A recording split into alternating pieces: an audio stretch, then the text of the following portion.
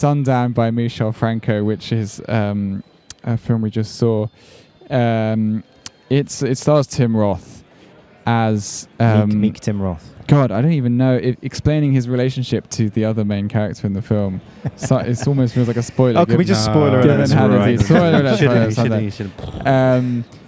Tim Roth is the brother of Charlotte Gainsbourg's character Alice Bennett, who is they are wealthy. The two of them are wealthy heirs to a kind of a meat slaughterhouse, slaughtering Slaughterhouse industry business brand, yes, challenger brand. And they are dynamic slaughterhouse brand. we begin the film in Acapulco. We're going loco in Acapulco. We begin the film in Acapulco with a what seems to be a nuclear family. The man, the woman, and the two children, brother and sister. They are not, in fact, the children of Tim Roth's character. He is their uncle. But he is there being quite avuncular, quite fatherly.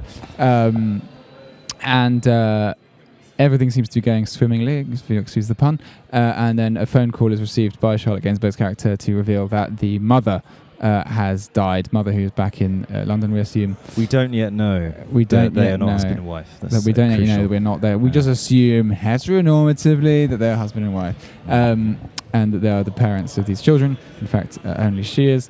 But yes, his indifference, his fairly early on apparent indifference to the death of the woman we think is his stepmother. Actually, not to say his mother. irritation. In fact. Not his irritation.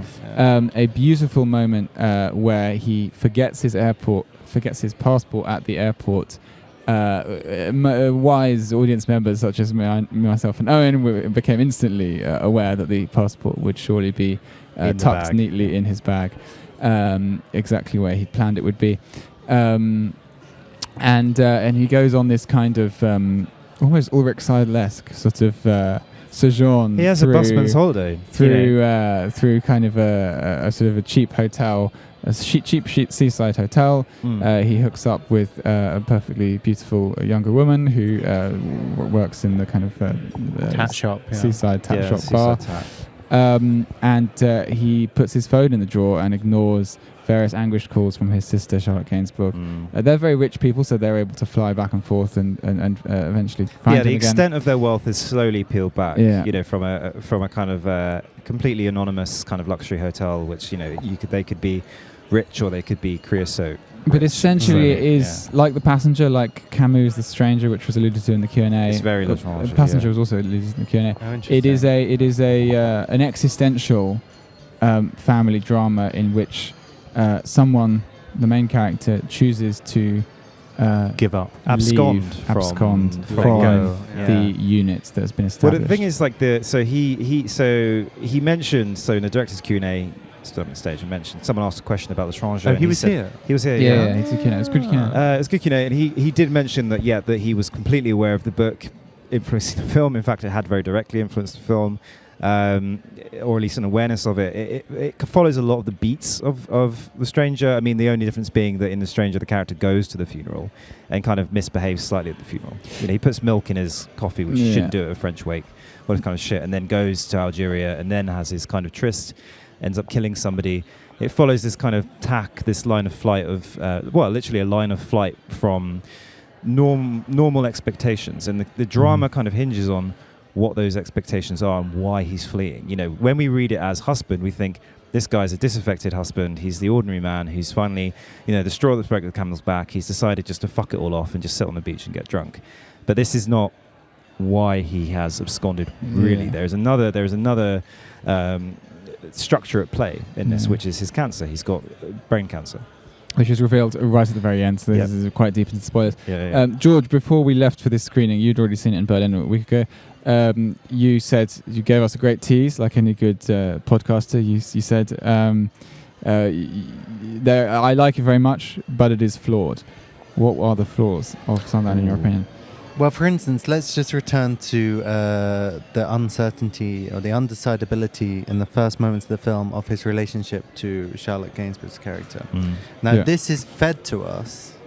You didn't arrive at this decision on your own. No. This is fed to you via the fact that he calls her love on the phone. This is like there are various moments that Sweetheart, right? There are various moments that sustain this that kind of really beg a belief of plausibility. And when he explains it to Berenice, it sounds like a lie. Right.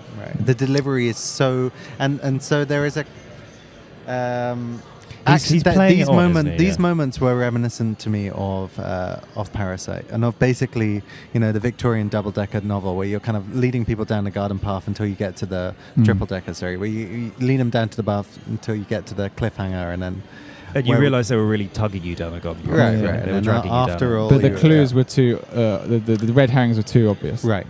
If you were to rewatch this film, which is why I chose not to do so, I think the charm or the excitement of the original proposition, which is that of which I realized subsequently, I like this idea so much because it reminds me of The Passenger. Yeah. And so I just rewatched The Passenger a few days afterwards. Yeah.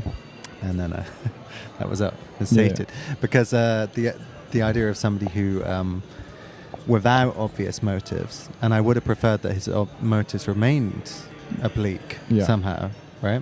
Yeah. Because I don't think they needed to become literal. So the decides director to- defended this decision and said that he didn't feel he was ready to make a film where the main character was so sociopathic as to not have a reason or to not express. Well, the in some way a sociopathy reason is kind of projected onto it. But it's too late.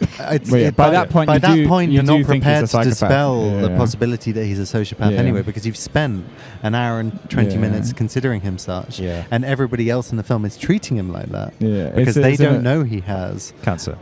Yeah. And so it felt unnecessary to me, and also an element of cowardice. But he's commit yourself to the open film. He is presented as a kind of, an indifferent kind of nebbish. He's not. The only kind of decision he makes in the film is this kind of looping back to this hotel where he has a temporary happiness. Right. That's his decision, is to leave his passport. It's probably the biggest decision he's made in his life. And most of his dialogue is very okay. Gracias. It's delivered very weakly, and he's kind of looking at the floor. I loved Tim Roth's performance. He's in great. this film, by the way. I think He it's fully embodies spectacular, this nebbish. And there is the longest piece of dialogue I believe he delivers. Is it when he's negotiating, when he explains he's not interested in the money? There's a couple of things, but it's literally a sentence or two sentences. Most of his dialogue is very much like him sitting very peacefully. He's got, he's a complete peace with his death, or is trying to make peace with his death. And there's a great deal of this has been worked out on set apparently with him. Really? Because they worked together on 2 previous films, one of which I haven't seen, but is about a carer, and the scenario was presented to him before there was a script, and then they kind of worked up it. It's interesting you raised these flaws, because there were 2 moments of disappointment, sort of palpable disappointment for me during the film.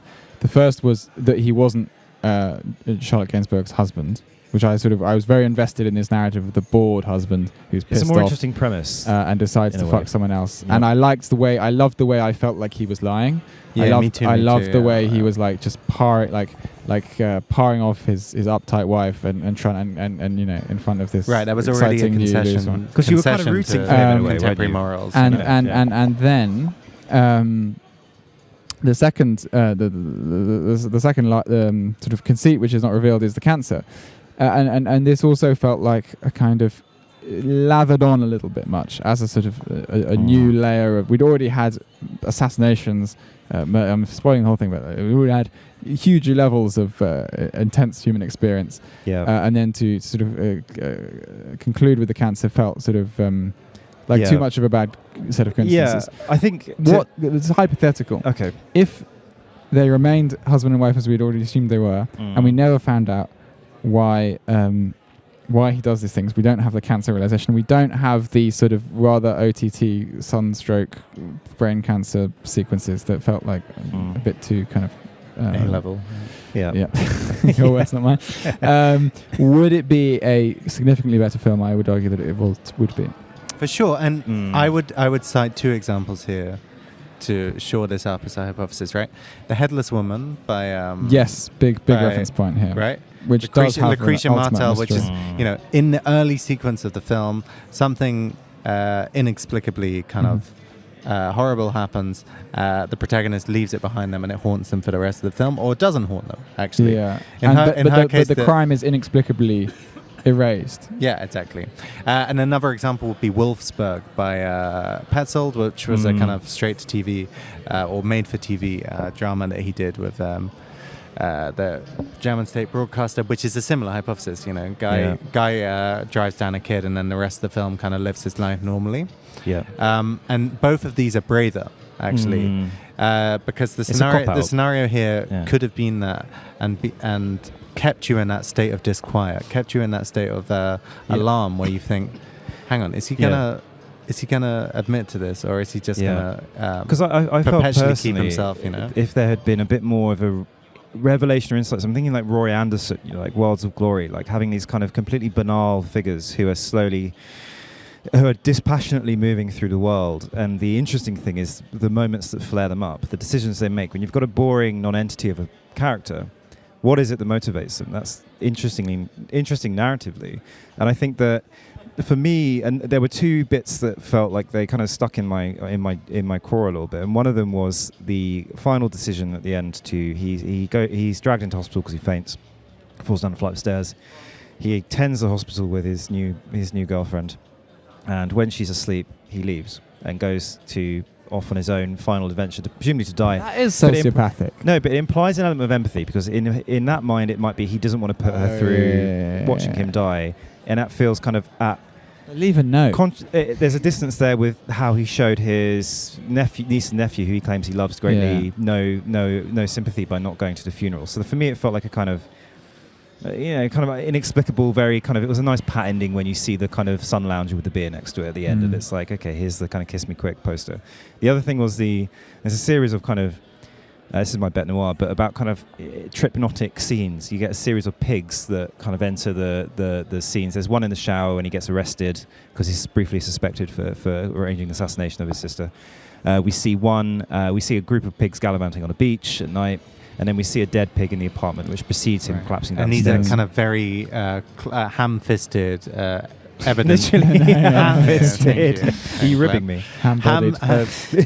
Ham-fisted evidence of his mental deterioration. Yeah. At work, but it would be a consistent hallucinatory state. You know, not just like. Owen wrote a very good article about kind of hallucinatory derives in otherwise quite conventional filmmaking. Films. You're allowed a departure basically from reality. It's almost like a hall pass or something. It's very irritating when films do this, where they just momentarily become odd or surreal for the purposes of heightening because if the he emotional state of really the character. if he was really under this great kind of duress and kind of psychological derangement and physical biological derangement through having this really late stage brain cancer, there would not be these neatly siloed moments of strangeness. The strangeness would pervade the entire film. The entire perception of the film would be. And so in the Q&A, erupted. did he justify? Did he suggest that for instance, the sociopaths played out cinematically? You know, like Hollywood has been trading on sociopaths now since the new Hollywood in the 70s. He said a very enigmatic thing where he said, "Why is not just keep him?" He said, "I might one day be able to make that film, but not yet." I don't know what that means. So I would suggest here that the reception of his previous film has tempered this one. Is that New Order? New Order met with an outrageous backlash in Mexico, particularly. And has he been reading his reviews? I think he must have done, because it also was not critically as successful. I got booed enormously at Cannes, and which is sometimes a signature of great approval, cinema, right? Yeah. But one boo is bad, but I mean that is George is booing you. That is a film which that's a film which offers no justification for this great onslaught that happens against the Mexican ultra rich in a kind of entirely bloodthirsty manner, right? And so here I felt that the overcoding of reasons for which he may have done this kind of what do they call it? Instigating incident in script writing workshops or whatever, right? Yeah. The reason that he left his passport at the hotel and refused to go back to the mother's funeral is really, really overcoded by the final sequence of the film, to the point where the marvelous openness that persisted for about 50-60 minutes worth of his affair with the woman that he's met from the tat shop, where because he's basically mute and he doesn't speak any Spanish, they're in this state of kind of grace where they're just communicating through glances and through touch, and they swim, they drink beer, they have sex, they eat lobsters, I was That'll very do. happy to see it just sustained in that mode from then onwards. Never I solving wanted the great Yeah. instigating incident and then that to its termination. And actually. with a few unexplained shootings, maybe. Right, to right, spice right, it right. up. Yeah, Punctuate it, yeah.